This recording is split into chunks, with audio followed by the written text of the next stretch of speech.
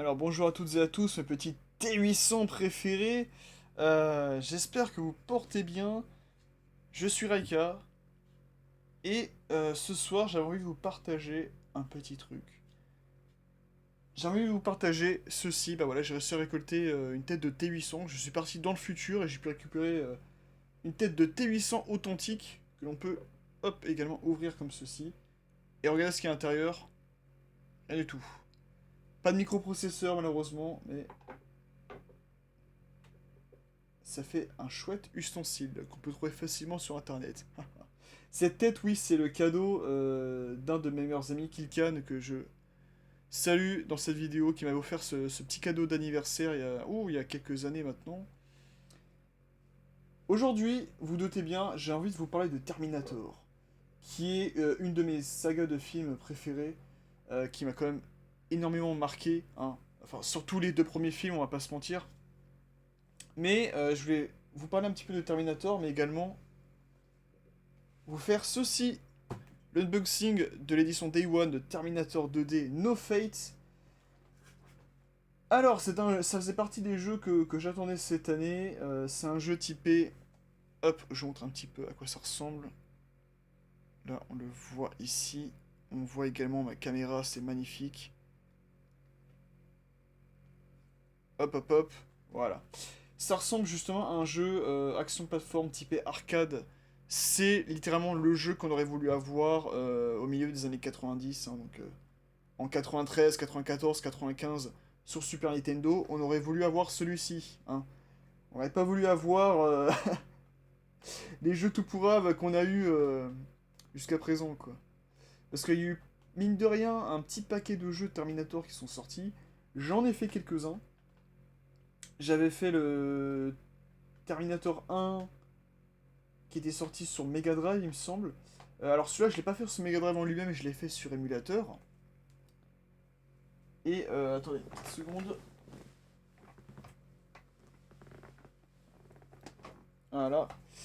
J'avais fait sur émulateur celui-ci et j'avais également fait. Oh putain, mon installation se bat en couille, c'est génial. J'avais fait celui-ci et j'avais fait également. Alors celui-là par contre, je l'avais fait à l'époque. Je m'en souviens sur Super Nintendo. Je sais plus si c'était chez des amis ou de la famille. Mais j'avais fait le Terminator 2 sur Super Nintendo, qui est lui aussi une petite daube. Je comprenais rien du tout au jeu, c'était un truc de fou. J'avais pu jouer également cette fois au lycée. C'était Terminator Salvation. Parce que le jeu était sorti, je crois, un an après le film, hein, sur PS3. Un ou deux ans après le film. Oui, j'avais fait chez un pote au lycée. Et il y a un truc que je constate aussi, c'est qu'il y a beaucoup de jeux Terminator qui sont très courts. Et j'ai lu, j'ai commencé à lire certaines critiques et vu certaines vidéos, et apparemment celui-ci également est très court. Donc ils ont repris... alors, c'est vrai que les jeux typés arcade de l'époque étaient quand même relativement courts, mais bon, on va voir ce que ça donne aussi avec celui-ci, hein, écoutez. Moi de toute façon, j'arrive à un âge, je vous dis, je m'en fiche un peu, enfin, je continue quelque part à écouter un peu certains avis, certaines critiques, tu vois, et il le faut, tu vois, pour avoir un peu l'avis de beaucoup de gens, et avoir un peu plusieurs sons de cloche, je suis d'accord.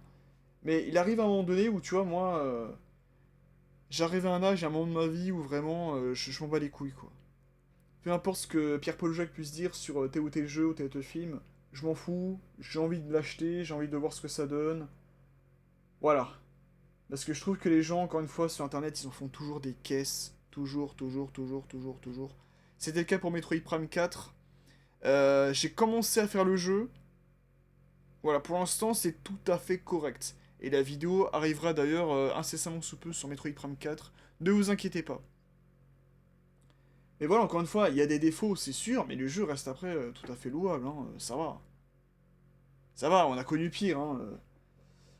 Mais bref, là pour ce Terminator 2D également, j'ai envie juste de, de faire le jeu, d'apprécier le jeu ou non, ça sera mon expérience, ça sera peut-être mon erreur, hein.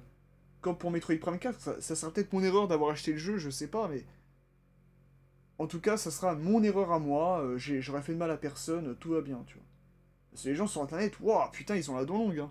T'as l'impression que maintenant, si t'achètes un jeu ou que tu vas voir un film que oh mon dieu, un tel ou un tel n'a pas apprécié, ça y est, c'est la fin du monde. Gars, calmez-vous, respirez, tu vois, ça reste un jeu, ça reste un film. Tout va bien. Hein, on va pas, y a pas un météore qui va s'écraser, hein, calmez-vous en les 2 minutes. Hein, je pense que la Terre continuera de tourner demain matin. Hein, donc bon. Mais ça pour vous dire que ouais, ça fera le sujet d'une de mes prochaines vidéos, qui était quand même un gros ras-le-bol que j'ai eu de la commu internet les 2 premières semaines de juin. Mais ça, on y reviendra plus tard. On est là pour parler de Terminator. Et donc, comme je vous disais, oui, je voulais vous donner aussi furtivement mon avis sur la saga. On va faire ça en rapide, hein, parce que le gros sujet de la vidéo, ça reste comme l'unboxing de cette édition de Terminator 2D. Mais oui, c'est vrai, avant toute chose, avant de faire l'unboxing et de cette boîte, et avant de vous montrer un peu tous les films de la saga, c'est vrai que je vous ai pas parlé du reste des jeux. Donc le Terminator Renaissance, qui lui aussi était très court. Hein, je m'en souviens, j'étais allé chez un pote le vendredi. Et je crois le samedi, il m'avait envoyé un message sur Skype à l'époque. Putain, c'était sur Skype. Pour me dire comme quoi il avait fini. Truc de fou. J'avais fait, quand j'ai commencé à faire ma collection rétro, c'était Terminator 2, un autre futur sur PS2. Et celui-là, il aussi, il était pas terrible, terrible, hein, faut dire ce qui est. J'avais fait, c'était il y a 2 ans, c'était Terminator Resistance Unsaid. Alors je vous l'aurais bien montré, mais je l'ai revendu le jeu. Parce que... alors j'ai pas détesté, hein, le jeu est très mid, très moyen, faut dire ce qui est. Il est surtout en retard par rapport à son époque. Le jeu est sorti en 2019, mais t'as l'impression que c'est un jeu PS3 de 2011, quoi. Et même, t'as des jeux de 2011-2012 qui sont plus travaillés, plus beaux que ça. Hein. C'est pour vous dire. Mais après, je l'ai pas trouvé mauvais à 100% non plus. Hein. Il a des qualités comme Terminator Resistance. Et j'ai quand même bien aimé le faire jusqu'au platine, quoi. Mais c'est fou de constater que même celui-là, eh ben, il était comme très rapide à faire. Je crois le jeu, je l'avais commencé un vendredi soir, et le dimanche soir, et encore j'étais pas à fond, hein. Parce que tu vois, le samedi soir, j'étais un anniversaire, donc j'avais pas joué. Et je suis revenu après le dimanche, et le dimanche soir, j'avais platiné le jeu. Donc tu vois, c'était vraiment très court et très rapide. Mine de rien. Mais bref, ça n'empêche pas que Terminator, malgré les jeux, ça reste une bonne saga de films qui a marqué l'univers cinématographique et aussi de la SF. Pour moult raisons, pour son côté anticipation, son côté post-apo. Euh, le Terminator en lui-même, hein, c'est devenu une des créatures les plus emblématiques du cinéma. Il est très très charismatique, très emblématique. Et là, quand je dis Terminator, je parle bien sûr du T-800. Hein. Donc, avec la tête, hop, de celui-ci, qui fait partie, d'ailleurs, ça me fait rigoler de l'anecdote, parce que étant donné que c'est James Cameron, Tonton Cameron, qui est à l'origine vraiment de toute la saga, c'est à lui que l'on doit notamment la création du T-800, grâce ou à cause, selon les dires, hein, grâce ou à cause d'un cauchemar qu'il aurait fait, où il aurait vu une espèce de squelette métallique sortant des flammes. C'est pour ça que c'est... Oula, il y a un petit cheveu qui s'est baladé. C'est pour ça que c'est un élément qui est assez récurrent d'ailleurs dans les films qu'on voit, un Terminator qui sort des flammes de manière très très menaçante. Mais bref, on va commencer. Alors, je vous donne juste un avis assez rapide hein, sur chacun des films et les séries de la saga. Mais hop, on commence avec le premier Terminator de 84, qui est un classique absolu, hein, bien évidemment. Ouais, alors oui, celui-là c'est mon Blu-ray à moi. Je suis très fier de la, je suis très fier de la jaquette. Hop, et l'arrière ça donne ça. Voilà, c'est un classique de son époque, hein, bien évidemment. Un scénario tout à fait solide, tout à fait flippant, mais qui a marqué, comme je disais, le monde de la SF et de l'anticipation. Premier véritable film de James Cameron qui est très cool, je trouve, vraiment. C'est un petit classique à voir, malgré le fait qu'il est vieilli. Hein. On le remarque sur certaines scènes, il a pas mal vieilli sur certaines scènes, mais ça reste tout à fait correct. Enfin, tout à fait correct, tout à fait correct, tout à fait bon. Tout à fait bien solide comme film, même encore de nos jours. Vraiment, je vous le recommande si vous ne l'avez pas encore vu. Ensuite, on attaque, évidemment, je suis fier, avec le fameux Blu-ray Steelbook, Terminator 2, le jugement dernier, qui est, à mon sens, le meilleur film de James Cameron. je maintiens le meilleur film de James Cameron. Alors il y a beaucoup de gens qui vont me dire c'est soit Avatar, soit Titanic. Ce qui est pas forcément faux, hein, ce sont deux très bons films, il n'y a, pas de souci à ce niveau-là. Mais pour moi, c'est surtout Terminator 2. Et si vous pouvez le voir dans sa version longue, vraiment, je vous recommande. Terminator 2, qui est d'ailleurs aussi un de mes films préférés, hein, ça, il n'y a pas à tortiller du cul. J'ai vu plusieurs fois quand j'étais gamin en cassette. Oui, mon père me faisait voir. Feu mon père me faisait voir des films pas du tout violents et tout à fait positifs dans la vie, hein, quand j'avais même pas 10 ans. Hein, là, j'avais déjà vu Terminator 1 et 2, j'avais déjà vu Robocop le premier. Ouais, le Robocop premier du nom, qui sont des films pas du tout hardcore. Hein.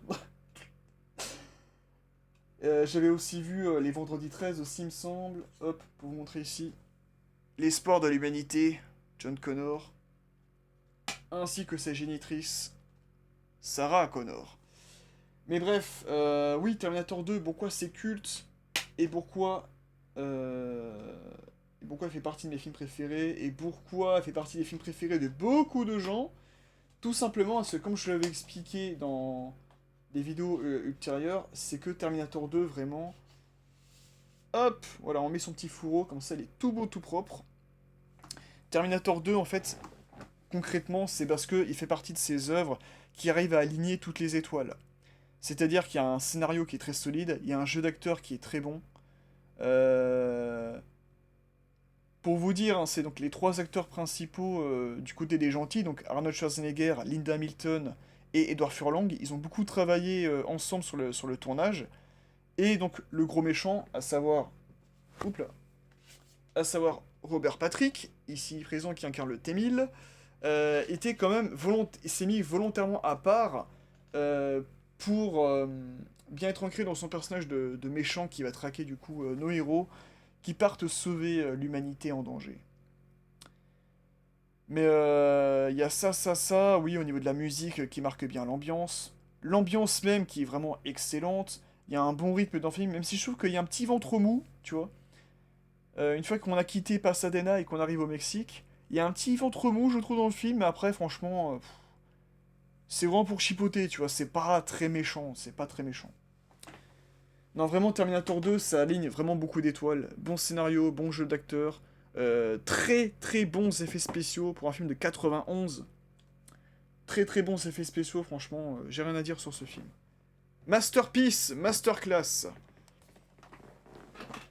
Par contre, je vais être moins gentil par la suite.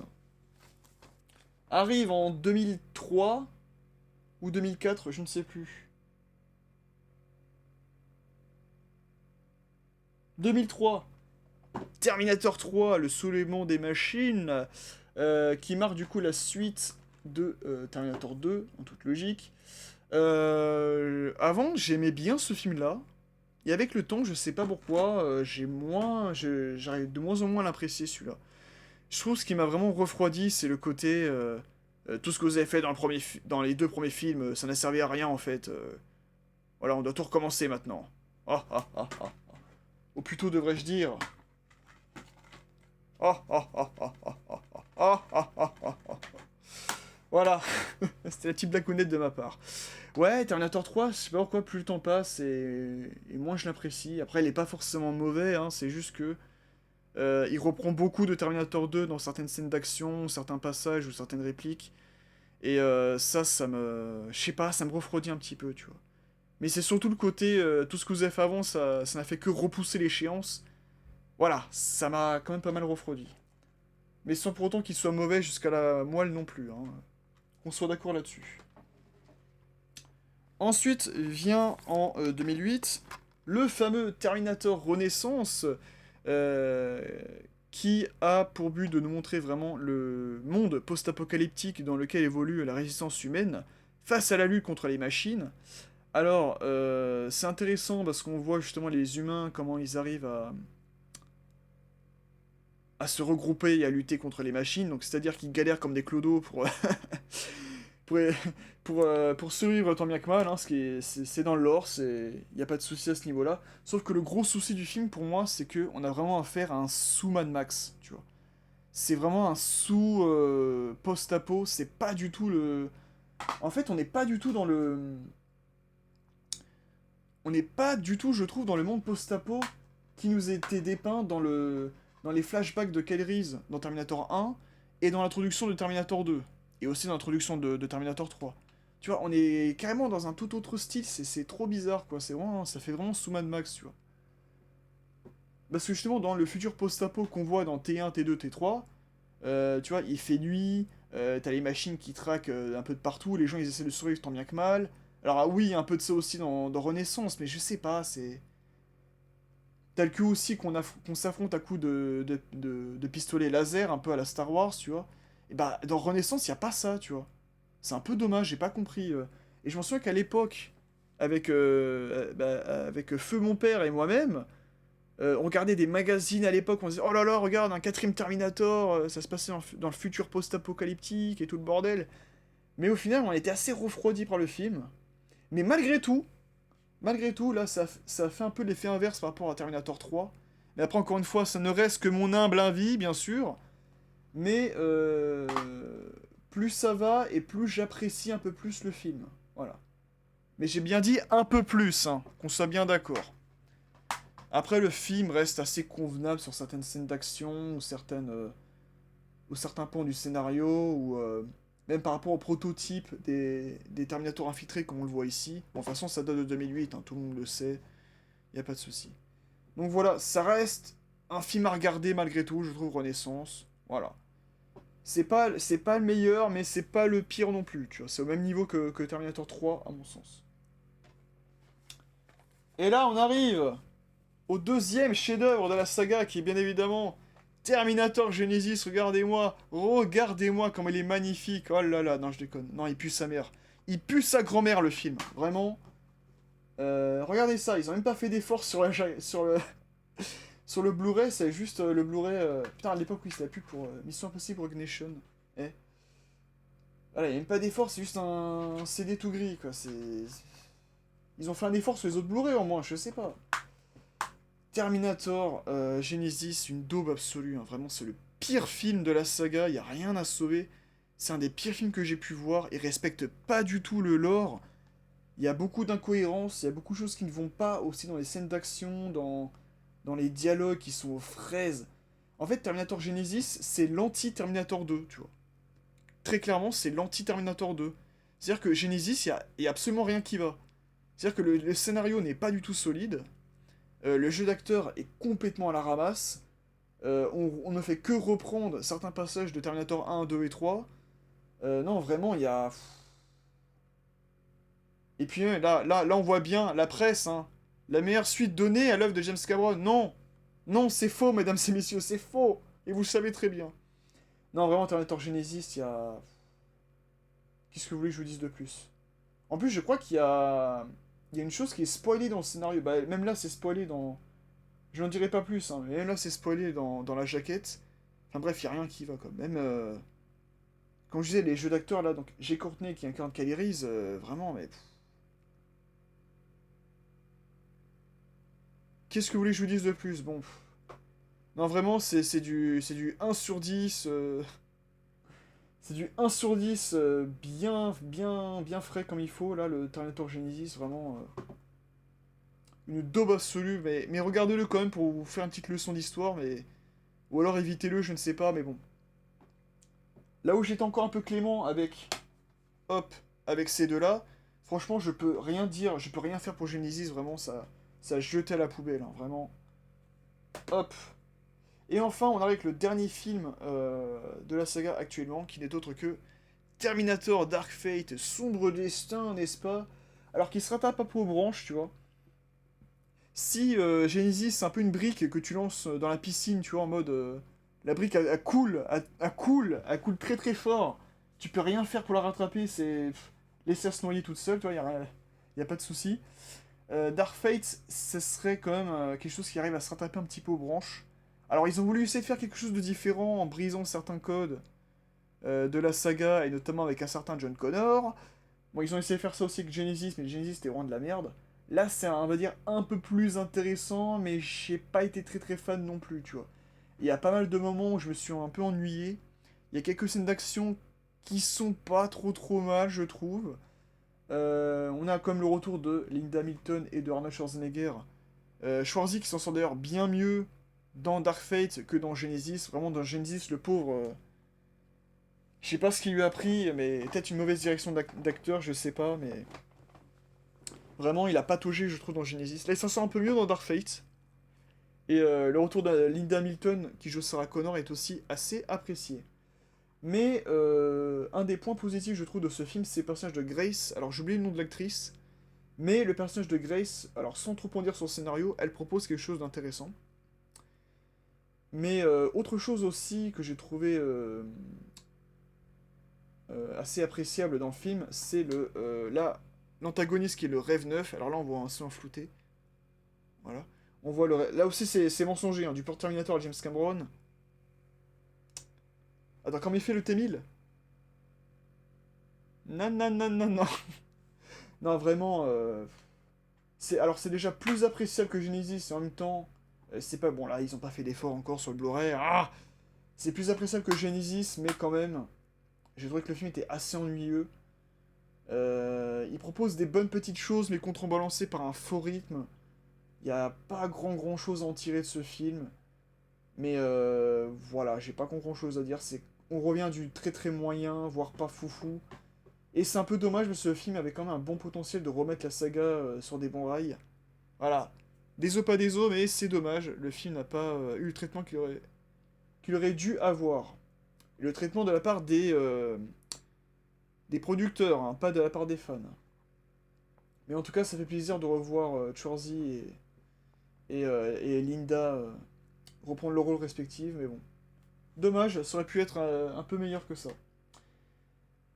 Bref, j'ai fait le tour du film, on va maintenant parler des séries aussi, de Terminator. Alors j'ai vu... l'année dernière, c'était Terminator 0 sur Netflix, qui était franchement pas mal du tout, tu vois. C'est un animé qu'ils ont fait sur Terminator. Un animé japonais, j'entends bien. Vraiment pas mal du tout, très intéressant. C'est un bon what if, tu vois. Ça reprend les éléments, ça reprend le lore, ça reprend des codes, mais ils en font une réalité alternative, tu vois. Ce qui s'est passé dans les films ne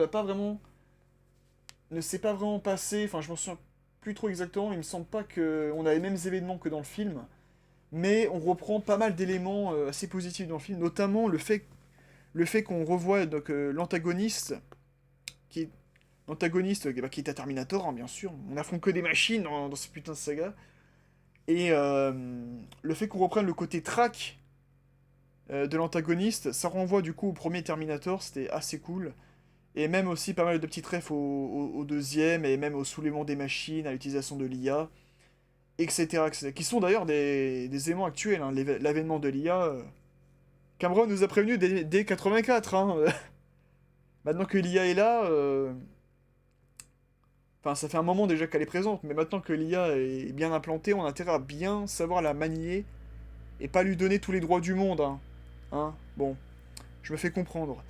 On va pas avoir un Skynet sur les bras, quoi. Ça serait dommage. Mais bref, Terminator 0, c'est vraiment pas mal du tout. Ça relève le niveau des derniers films, et ça, c'est très cool. Et je vous recommande. Et en plus, c'est seulement 8 épisodes, donc bon. Qu'est-ce que vous risquez de perdre? Et en deuxième série, c'est vrai que je n'ai toujours pas parlé, c'était de Terminator, les chroniques de Sarah Connor. Alors c'est vrai que j'ai vu plusieurs fois le coffret sur Blu-ray. Le coffret sur Blu-ray. Oula! Je suis fatigué, moi. Le coffret sur eBay et pas sur Blu-ray. Il faudrait que je me le prenne pour pouvoir mater la série, parce que j'ai beaucoup de mal à la trouver en streaming, bizarrement. Mais les chroniques de Sarah Connor, je ne peux rien vous dire, malheureusement, parce que j'ai vu ça, j'étais assez jeune. Et j'ai que quelques bribes de souvenirs de la série, en fait. Donc je pourrais pas vous dire exactement qu'est-ce qui se passe, si j'avais apprécié ou non. Voilà. C'est assez flou, assez nébuleux dans ma tête, donc des os pas des os, je ne pourrais pas vous raconter quoi que ce soit sur la série Terminator, les chroniques de Sarah Connor. Mais de ce que j'ai pu lire à droite à gauche, ça a une réputation tout à fait louable. Voilà. Allez, j'ai assez dit mon avis sur la saga, on va maintenant parler de ce qui nous intéresse vraiment, l'édition Day One de Terminator 2D No Fate. Hop, ah non, c'est vrai, j'ai mal fait, excusez-moi. Hop, je voulais vous montrer mon fidèle couteau. Hop là! Et maintenant, on va pouvoir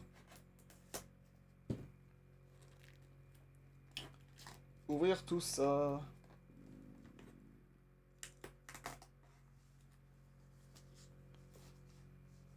Hop, on va le retirer de son blister.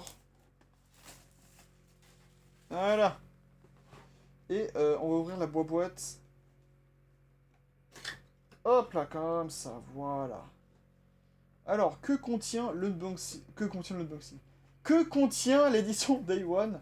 Alors, bien évidemment, et encore heureux, on a le jeu en version physique. Il est tout beau, il est tout propre. La tranche, ça donne ça. Et la jaquette arrière, c'est comme pour la jaquette de la boîte. Hop.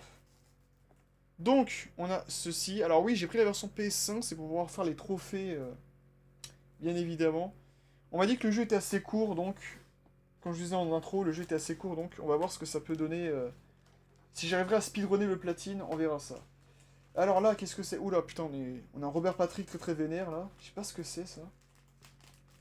Qu'est-ce que c'est que ça? Attendez, le jeu, je vais mettre là. Hop. Voilà.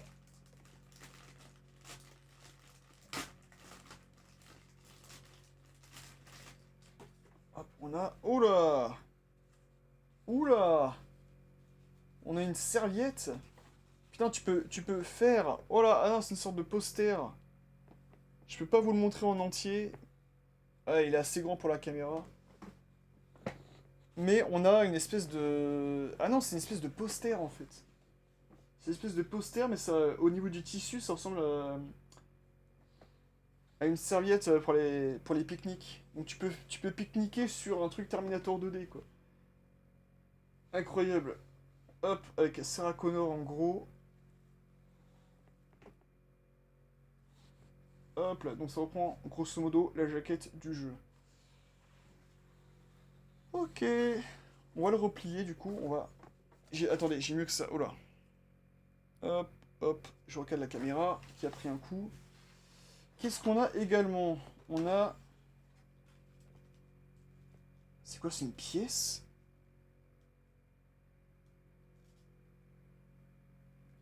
Qu'est-ce que c'est que ça? Ah, c'est une pièce, on dirait. No cash value. For amusement only. Ouais, c'est ça, c'est une pièce. Putain, avec le logo Studio Canal, hein, quand même. Et bah, c'est parfait pour mon futur cosplay de double face, dis donc. Non, je déconne, je ne vais pas cosplayer double face. Putain, la pièce, elle est énervée, hein. On dirait vraiment, tu sais, les bonus que tu peux avoir dans les jeux typés arcade.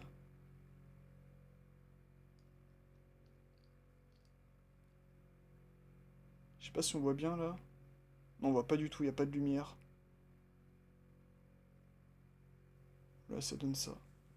Ok, bon, il y a une pièce, très bien. Ok. Et hop. Oh, on a un manuel de jeu. Putain, j'avais pas vu ça depuis tellement longtemps, en fait.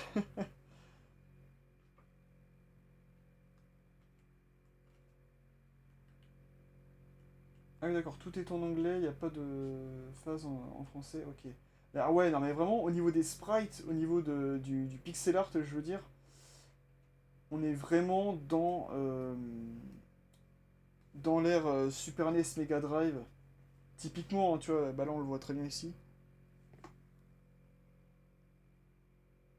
Hop, on est vraiment dans l'ère Super NES Mega Drive. C'est vraiment un jeu qui aurait pu sortir en 93-94, quoi. C'est trop marrant.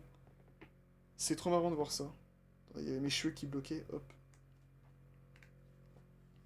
Ouais, donc on a un petit manuel d'instruction. Bon, moi ça va, je comprends très bien l'anglais, donc j'ai pas de soucis. Mais, hop. Ça fait plaisir de voir un manuel de jeu, quoi, dans un jeu de 2025. D'ailleurs, c'est fou. Oh, la ref, incroyable la ref. J'avais vu ça dans le trailer, ça va être incroyable. D'ailleurs, oui, c'est un truc de fou pour... je sais pas pourquoi, mais le jeu était maudit, Terminator 2D, parce qu'à la base, il devait sortir, je crois, le 8 septembre. Ensuite, il a été repoussé le 31 octobre. Ensuite, il a été repoussé à mi-novembre. Et là, il est enfin sorti là le 12 décembre, quoi. Je sais pas pourquoi.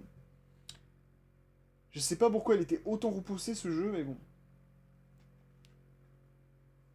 Ouais. Oh non, vraiment, c'est. Plutôt cool l'artbook, je le lirai. Putain, j'ai pas fait gaffe, mais là en bas, vous voyez, il y a plein de. Il y a encore mes cheveux qui bloquent. Il y a plein de T800 là en bas. Ils sont très menaçants.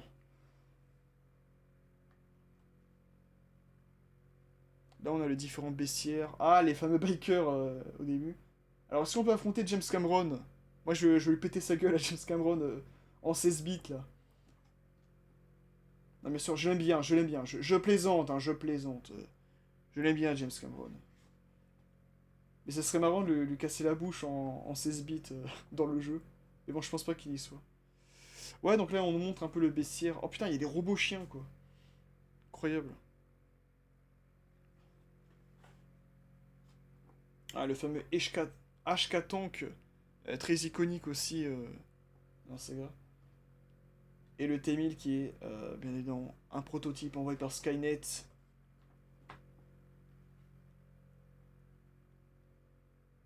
Ah, t'as même des petits tips, des petites astuces à la fin. Putain, mais vraiment à l'ancienne, hein. C'est vraiment un truc à l'ancienne, quoi. C'est très très drôle. Enfin bref, voilà. Alors, je voulais juste revenir vite fait. Putain, mais ouais, franchement, les sprites comme ça, ils sont bien faits, hein. Je vous montre, hop.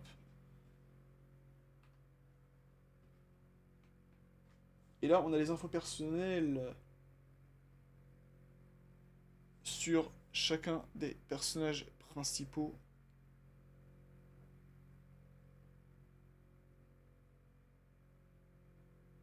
du jeu et donc aussi du film.